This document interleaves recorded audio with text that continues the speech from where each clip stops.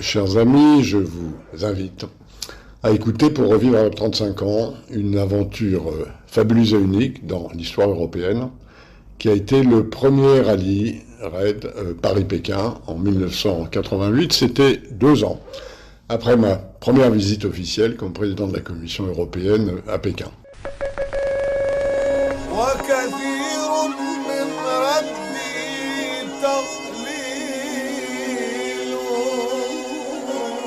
On fait un petit arrêt dans un village avant d'attaquer le désert.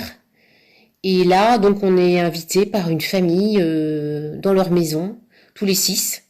On arrive chez ces gens, les enfants, les grands-parents, les petits-enfants, il y a au moins une vingtaine de personnes.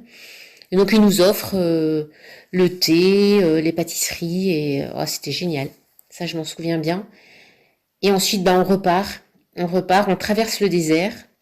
Là, c'était une autre paire de manches, très très chaud, 50 degrés.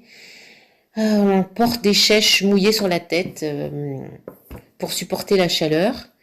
Et on roule avec le chauffage à fond dans la voiture pour éviter que les moteurs de nos petites voitures pètent.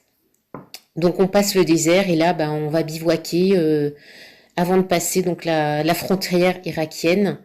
Et là, ça va être une autre paire de manches.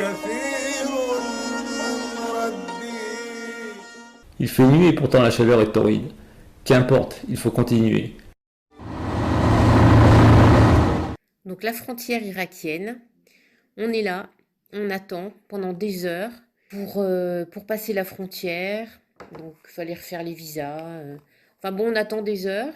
Et je me souviens qu'Armel, pour s'occuper, avait commencé à couper les cheveux des garçons. Donc ils étaient tous à la queue leu sur le trottoir.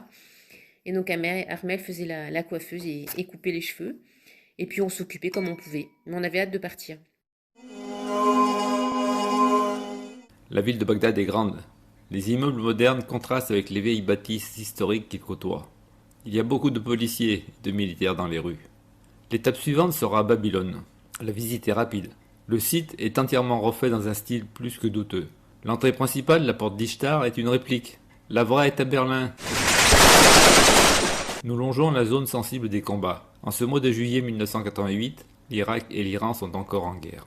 Nous croisons régulièrement des convois de voitures chargés de cercueils, enroulés dans le drapeau irakien.